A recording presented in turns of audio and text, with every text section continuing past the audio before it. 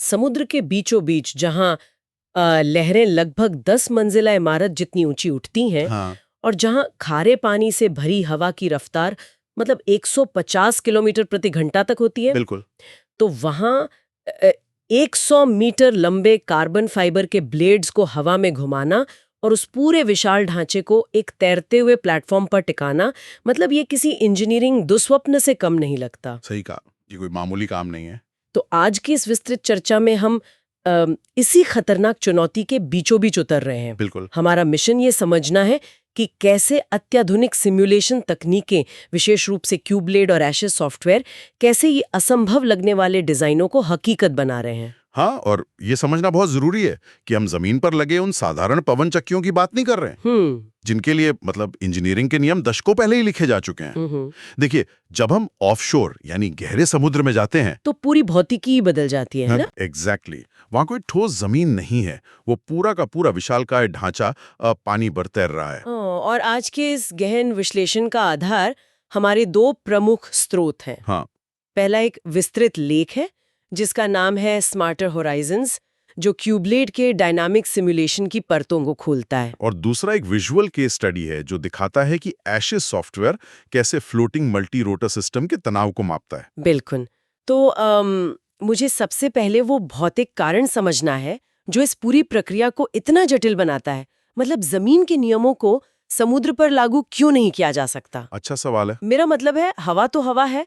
जो पारंपरिक simulation models दशकों से जमीन पर बेहतरीन काम कर रहे हैं, वे समुद्र में जाकर अचानक फेल क्यों हो जाते हैं? देखिए, जमीन पर हवा का प्रवाह, जिसे हम विंड प्रोफाइल कहते हैं, वो अपेक्षाकृत अनुमान लगाने योग्य होता है। अच्छा, आप एक टावर खड़ा करते हैं, वो अपनी जगह से हिलता नहीं है। वो स्थिर रहता है। हाँ, जाहिर है। लेकिन समुद्र में हम जिस चुनौती का सामना कर रहे हैं, उसे एरो इलास्टिसिटी और हाइड्रोडायनामिक्स का एक बहुत ही हिंसक मिश्रण कहा जाता है। हिंसक मिश्रण मतलब कैसे? कल्पना कीजिए कि एक टरबाइन के 100 मीटर लंबे ब्लेड पर भयानक एरोडायनामिक दबाव पड़ रहा है, बाप रे। और उसी समय समुद्र की तेज लहरें उस तैरते हुए बेस को नीचे से धक्का दे रही हैं। तो टरबाइन एक पेंडुलम की तरह हिल रहा है, आगे पीछे, दाएं बाएं, और अपनी धुरी पर भी घूम रहा है। मतलब वो ढांचा 6 अलग-अलग दिशाओं में एक साथ गति कर रहा है, जिसे 6 डिग्रीज ऑफ फ्रीडम कहते हैं, है ना? बिल्कुल सटीक कहा आपने। अब सोचिए, इस बेतहाशा हिलते हुए ढांचे पर हवा के प्रवाह की गणना करना कितना मुश्किल होगा। हाँ, ये तो नामुमकिन सा लगता है। जो पारंपरिक मॉडल थे वे स्टैटिक यानी स्थिर परिस्थितियों के लिए बने थे। वे तरल गतिकी या फ्लूइड डायनामिक्स के उन जटिल नेवियर स्टोक्स समीकरणों को इतनी तेजी से हल नहीं कर सकते। जब टरबाइन खुद हवा के प्रवाह के बीच लगातार अपनी स्थिति बदल रहा हो। एग्जैक्टली। नतीजा ये होता था कि इंजीनियरों को सुरक्षा के नाम पर बहुत अधिक मार्जिन छोड़ना पड़ता था। मार्जिन मतलब वो ढांचे को ज्यादा मजबूत बनाते थे। हाँ, वे ढांचे को जरूरत से ज्यादा भारी बना देते थे ताकि वो टूटे नहीं, और इससे लागत आसमान छूने लगती थी। अच्छा, तो भारी ढांचे का मतलब है ज्यादा लोहा, ज्यादा केबल और उन्हें समुद्र तल से बांधने के लिए और भी भारी मोरिंग लाइंस। बिल्कुल, मोरिंग लाइंस बहुत भारी हो जाती हैं। ये तो एक दुष्चक्र बन जाता है यार। मतलब एक समस्या को सुलझाने के लिए आप दूसरी समस्या खड़ी कर रहे हैं। हाँ, और यहीं पर चीजें अटक जाती थीं। तो यहाँ मुझे क्यूबलेड की भूमिका समझ में आने लगी है। हमारे स्रोत स्मार्टर होराइजन्स के अनुसार ये कोई साधारण डिजाइन टूल नहीं है। बिल्कुल नहीं, ये एक रणनीतिक सहयोगी है। तो चलिए इसे थोड़ा और समझते हैं। ये क्यूबलेड सॉफ्टवेयर नेवियर स्टोक्स समीकरणों की उस गतिशीलता को कैसे संभालता है? मतलब ये ऐसा क्या अलग कर रहा है जो पुराने सिस्टम नहीं कर पाए? देखिए, क्यूबलेड जो है ना, वो पारंपरिक ब्लेड एलिमेंट मोमेंटम थ्योरी से बहुत आगे निकल चुका है। अच्छा, हाँ, ये फ्री वॉर्टेक्स वेक मेथड्स का उपयोग करता है। फ्री वॉर्टेक्स वेक, आसान भाषा में इसका क्या मतलब हुआ? आसान भाषा में कहें तो ये सिर्फ टरबाइन पर पड़ने वाले कुल दबाव का अंदाजा नहीं लगाता। ये हवा के हर एक हिस्से को ट्रैक करता है कि वो ब्लेड से टकराने के बाद कैसे मुड़ता है, कैसे भंवर या वॉर्टिसेस बनाता है। अरे वाह। और जब टरबाइन लहरों के कारण पीछे की तरफ झुकता है ना, तो क्यूबलेड उसी मिलीसेकंड में गणना कर लेता है कि ब्लेड के ऊपरी हिस्से और निचले हिस्से पर हवा के दबाव का अंतर कैसे बदल गया। अच्छा, मतलब ये वास्तविक समय में हवा के बर्ताव का एक अत्यधिक सटीक गणितीय प्रतिरूप तैयार कर रहा है। तो इंजीनियर देख सकते हैं कि अगर 150 किलोमीटर प्रति घंटे की रफ्तार से तूफानी हवा चले और साथ ही 15 मीटर ऊंची लहरें टकराएं, तो क्या वो ढांचा टूटेगा?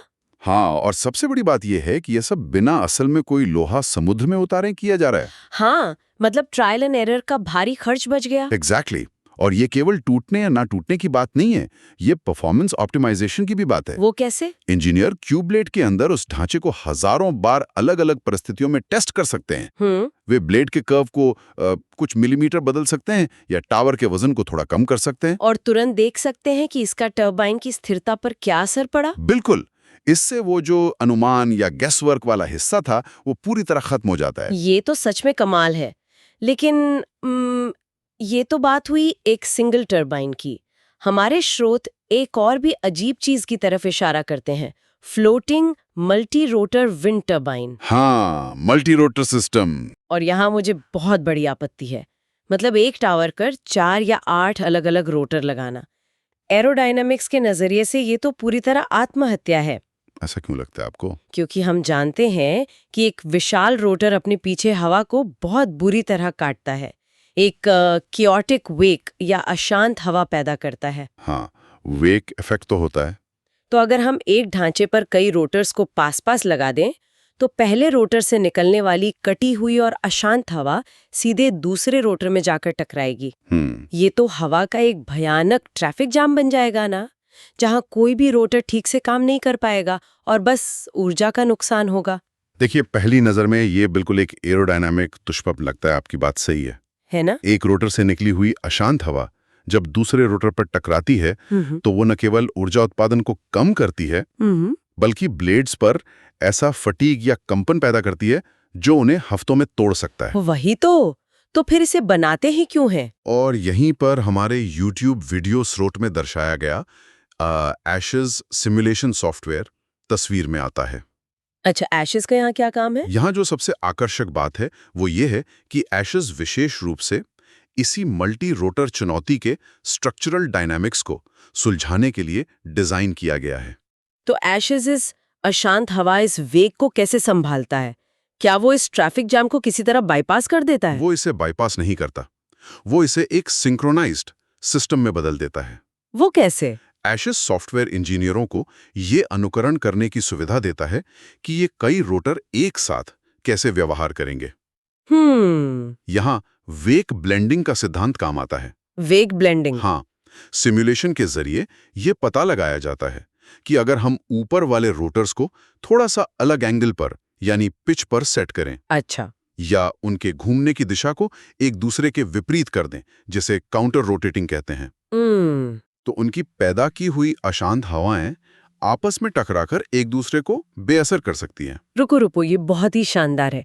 यानी एक रोटर के भंवर का इस्तेमाल दूसरे रोटर के भंवर को शांत करने के लिए किया जा रहा है। बिल्कुल। जैसे नॉइज कैंसलिंग हेडफोन्स काम करते हैं, ठीक वैसे यहाँ हवा के प्रवाह में वेग कैंसलिंग हो रही है। अरे वाह, ये एक बेहतरीन उपमा है। बिल्कुल ऐसे ही होता है। सच में? हाँ, और एशेस केवल हवा के प्रवाह को नहीं देख रहा है, यह उस पूरे तैरते हुए ढांचे के भौतिक तनाव को भी मापता है। भौतिक तनाव मतलब उस पूरे प्लेटफॉर्म का बैलेंस? एग्जैक्टली। देखिए, जब एक विशाल टावर के ऊपर एक रोटर होता है तो उसका गुरुत्वाकर्षण केंद्र बहुत ऊपर होता है। हाँ, टॉप हैवी हो जाता है, जिससे उसे तेज लहरों में पलटने का बहुत खतरा रहता है। लेकिन मल्टी रोटर सिस्टम में कई छोटे रोटर्स को एक चौड़े ढांचे पर फैला दिया जाता है। अच्छा, तो भार बट जाता है। हाँ, एशेस दिखाता है कि यह चौड़ा ढांचा समुद्र की लहरों पर ज्यादा स्थिर रहता है। हाँ? ये उस मूरिंग लाइन यानी उस मोटी केबल के तनाव की भी गणना करता है जो इसे समुद्र तल से बांधे रखती है। तो जब तूफान आता है तब क्या होता है? जब हवा का भारी झोंका आता है तो सिमुलेशन दिखाता है कि ढांचे का कौन सा हिस्सा सबसे ज्यादा खींच रहा है और कैसे रोटर्स की गति को मिलीसेकंड में एडजस्ट करके उस तनाव को कम किया जा सकता है। तो ये सिर्फ एक गणितीय मॉडल नहीं है, ये तो एक पूरा कोरियोग्राफी इंजन है। बिल्कुल। जो तय कर रहा है कि 8 अलग-अलग रोटर एक ही ढांचे पर एक दूसरे को परेशान किए बिना कैसे काम करेंगे। हाँ। और मूरिंग लाइंस के तनाव को कम करने का मतलब है कि केबल के टूटने का खतरा कम हो गया। सही कहा। ये इंजीनियरिंग के स्तर पर तो एक बहुत बड़ी जीत है। लेकिन चलिए इस कोरियोग्राफी को थोड़ा और व्यापक नजरिए से देखते हैं। जरूर। एक विंड फार्म में सिर्फ एक तैरता हुआ ढांचा तो होता नहीं है। नहीं, दर्जनों होते हैं। बिल्कुल। अदना समुद्र के बीच में ऐसे 50 मल्टी रोटर सिस्टम लगा दिए जाएं तो क्या होगा? बहुत बड़ा असर होगा। क्योंकि 50 ढांचों का मतलब है सैकड़ों रोटर्स, एक का वेग दूसरे तक, दूसरे का तीसरे तक। ये तो पूरे विंड फार्म के ऊपर एक बहुत बड़ा माइक्रो क्लाइमेट बना देगा, है ना? और यही वो जगह है जहां क्यूब्लेड जैसे सॉफ्टवेयर अपनी असली ताकत दिखाते हैं, जिसे हम विंड फार्म लेआउट ऑप्टिमाइजेशन कहते हैं। अच्छा। जब हम किलोमीटरों में फैले दर्जनों टरबाइनों की बात करते हैं तो वेग इफेक्ट कई किलोमीटर दूर तक महसूस किया जा सकता है। बाप रे, इतनी दूर तक? हाँ, सामने वाला टरबाइन हवा की गतिज ऊर्जा सोख लेते हैं और जो हवा पीछे वाले टरबाइनों तक पहुंचती है वो बहुत धीमी और अशांत होती है। अगर टरबाइनों को सिर्फ एक सीधी लाइन में या बिना सोचे समझे किसी ग्रिड में लगा दिया जाए तो पीछे वाले टरबाइन अपनी क्षमता का शायद आधा भी उत्पादन न कर पाए। एग्जैक्टली। तो इसे सुलझाने के लिए क्या किया जाता है? मतलब समुद्र के बीच में टरबाइनों का ये सीटिंग अरेंजमेंट कैसे तय होता है, ये सुनिश्चित करते हुए कि पीछे वाले टरबाइन तक भी ताज़ी और तेज हवा पहुंचे? इसके लिए इंजीनियर्स क्यूब्लेड का उपयोग करके पूरे फार्म का एक महा सिमुलेशन या मैक्रो सिमुलेशन चलाते हैं। अच्छा। वे हवा की मुख्य दिशाओं, साल भर के मौसम के पैटर्न और यहाँ तक कि समुद्र तल की टोपोग्राफी का डेटा इसमें फीड करते हैं। सॉफ्टवेयर अलग अलग कॉन्फ़िगरेशन का वर्चुअल परीक्षण करता है। शायद टरबाइनों को एक ऑफसेट पैटर्न में रखना बेहतर हो। ऑफसेट पैटर्न मतलब जिगजैग तरीके से? जिगजैग। या शायद बीच की टरबाइनों को थोड़ा छोटा रखना पड़े ताकि हवा उनके ऊपर से बहकर पीछे वाले बड़े टरबाइनों तक पहुंच सके। अरे वाह। मुख्य उद्देश्य केवल एक टरबाइन के ऊर्जा उत्पादन को अधिकतम करना नहीं है, बल्कि पूरे फार्म के संयुक्त उत्पादन या एग्रीगेट यील्ड को बढ़ाना है। ये तो बहुत स्मार्ट है। लेकिन इसके साथ ही मुझे लगता है कि इन सिमुलेशन टूल्स को एक और चीज का भी ध्यान रखना पड़ता होगा। वो क्या? जिसे अक्सर नजरअंदाज कर दिया जाता है, समुद्री जीवों और पर्यावरण को नुकसान। हाँ, ये एक बहुत बड़ा मुद्दा है। क्योंकि जब इतने बड़े स्तर पर पानी के अंदर केबल्स और मूरिंग लाइंस का जाल बिछाया जा रहा है तो वहां का इकोसिस्टम पूरी तरह से प्रभावित होता है ना? ये बहुत ही महत्वपूर्ण पहलू है। देखिए, ध्वनिक अनुनाद या एक्रोस्टिक रेजोनेंस और कंपन समुद्री जीवों के लिए, विशेष रूप से व्हेल और डॉल्फिन के लिए, एक बड़ी समस्या बन सकते हैं। बिल्कुल, वे तो आवाज पर ही निर्भर होते हैं। हाँ, तो सिमुलेशन सॉफ्टवेयर ये भी मॉडल करते हैं कि टरबाइन का कंपन पानी के अंदर कैसे यात्रा करेगा। अच्छा। वे देखते हैं कि क्या कोई ऐसा फ्रीक्वेंसी पैटर्न बन रहा है जो समुद्री जीवों के प्रवास मार्गों या माइग्रेशन रूट्स में बाधा डालेगा। इंजीनियर्स इन मॉडल्स के जरिए टरबाइन के डिजाइन या उसके प्लेसमेंट को बदल सकते हैं ताकि ये अकूस्टिक फुटप्रिंट कम से कम हो सके। ये सब कुछ डिजाइन और इंस्टॉलेशन से पहले हो रहा है। मतलब हम करोड़ों डॉलर्स बचाने और पर्यावरण को सुरक्षित रखने की बात कर रहे हैं। एग्जैक्टली। लेकिन असली परीक्षा तो तब शुरू होती है जब ये भीमकाय मशीनें असल में चालू हो जाती हैं ना। हाँ, असली खेल तो तभी शुरू होता है। खारा पानी लगातार लोहे को खारा होता है, लगातार चलने वाली हवाएं गियरबॉक्स कर बेतहाशा दबाव डाल रही होती हैं। तो मेरा सवाल ये है कि एक बार जब विंड फार्म स्थापित हो जाता है तो क्या इन सिमुलेशन सॉफ्टवेयर का काम खत्म हो जाता है? बिल्कुल नहीं, बल्कि यहीं से तकनीक का सबसे उन्नत और सबसे शक्तिशाली चरण शुरू होता है। अच्छा। सिमुलेशन खत्म नहीं होता, वो डिजिटल ट्विन के रूप में टरबाइन के साथ ही जिंदा रहता है। Digital twin. इस डिजिटल ट्विन को थोड़ा और विस्तार से समझाएं। क्या ये सिर्फ उस टरबाइन का एक 3D एनिमेशन है जो कंट्रोल रूम की स्क्रीन पे घूमता रहता है, या इसमें कुछ और भी है? नहीं, ये कोई साधारण एनिमेशन नहीं है।